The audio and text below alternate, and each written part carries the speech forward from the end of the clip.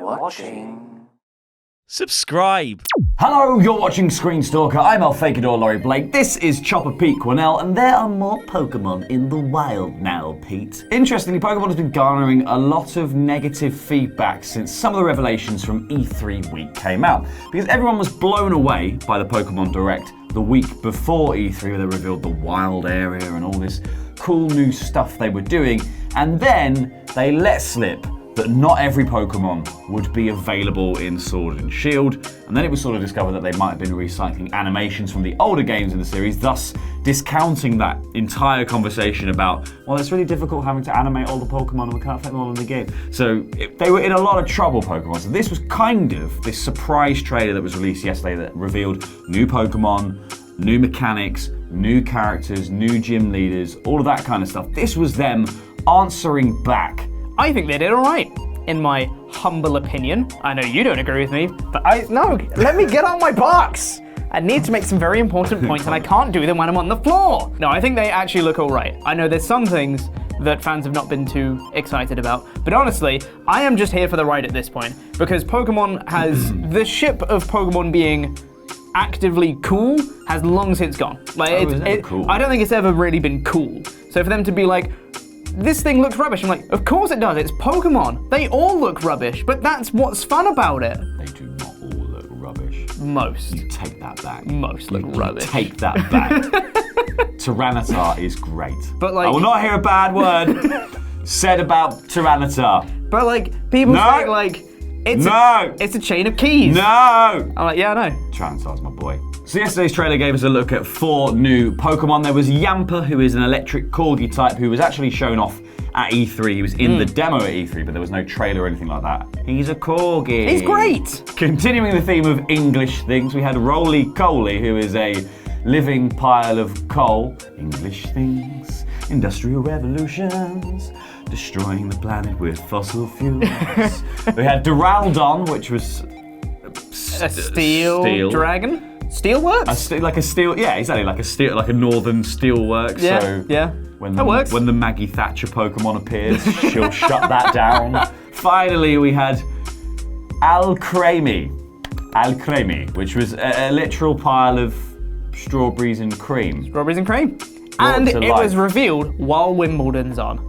Is that a coincidence? I think not.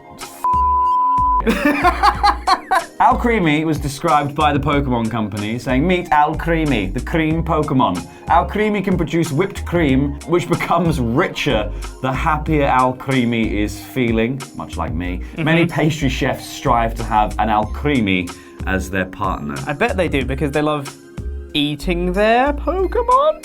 Yeah, well, you don't just lick the juices off your Pokemon. I just think it's You don't know. delicious. Oh, look at it. It's all creamy. Oh, just bloody minging. Not to be too down on it, but I do feel like this was the ultimate of just putting the words English things into Google and then making a Pokemon out of everything that you see in that. So we're going to get a Frey Bento's pie at some point. Yeah. A bus that promises £300 million to the NHS. We're going to get...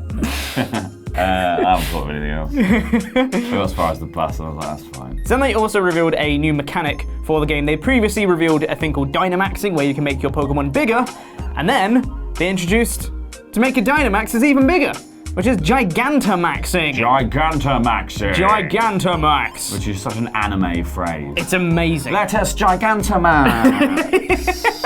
So it's sort of like Mega Evolution, but for already Dynamaxed Pokemon. But not, because we can't bring that back. No, can't bring Mega That Evolution was too back. good to bring back.